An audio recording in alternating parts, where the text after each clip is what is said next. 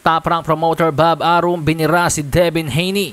Tinawag ni Bob Arum si Devin Haney na isang trackstar matapos mai-anunsyo ang sagupaan ni na Devin Haney at Brian Norman Jr. sa Nobyembre sa Riyadh, Saudi Arabia. Bitbit ni Haney ang malinis na record na 32 wins, no losses, no draws with 15 knockouts at isang no contest matapos baliwalain ang naging pagkatalo niya kay Ryan Garcia dahil kalaunan nga po ay napatunayang nagpositibo si Garcia sa performance-enhancing drugs at pinatawan ng suspensyon ng New York State Athletic Commission. Nagbalik pareho sina Garcia at Haney sa parehong promo event sa New York nitong Mayo. Ngunit maraming batikos ang kanilang inabot. Hindi kumislap si Garcia kontra kay Rolly Romero kung saan pinabagsak pa siya sa laban. Si Haney naman ay tila wala sa kondisyon ng manalo sa puntos kontra Jose Ramirez. Nabatikos dahil tila sumobra sa takbo si Haney at kulang na kulang sa aksyon ang kanyang ipinamalas na performance. Sa kabilang banda, Brian Norman Jr. may kartadang 28 wins, no losses, no draws with 22 knockouts ay kabaligtaran sa mga naipamalas ni Garcia at Haney sapagkat impresibo si B. Norman Storm kung saan ang kanyang huling tatlong laban ay nauwi sa mga knockout na panalo.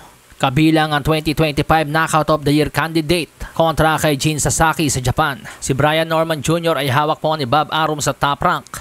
Mas malaki ang tsansang mapangalagaan ni Bob Arum ang perpektong kartada ng kanyang bata kung maikipagsabayan si Haney kay Norman Jr.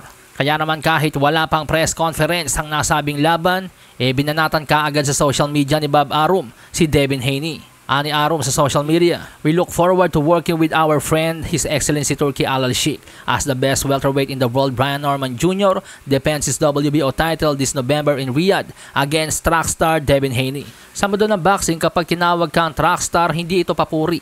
Ito'y isang sarkastikong banat. Karaniwang ginagamit ito upang ilarawan ang isang boksingerong mahilig umatras, umiwas o tumakbo sa ring sa halip na may pagsabayan sa suntukan. Na para bang sinasabi ni Arum mga amigos na hindi ito pang boxing si Haney, pang track and field ito. Pero ang mga pahayag na yan ni Arum mga amigos sa isang matalinong diskarte.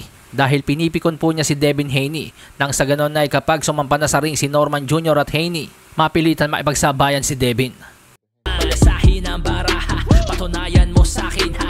Sino man ang mabunot na kalaban, di ka tatakbo ha. Sa bayan ko sa bayan.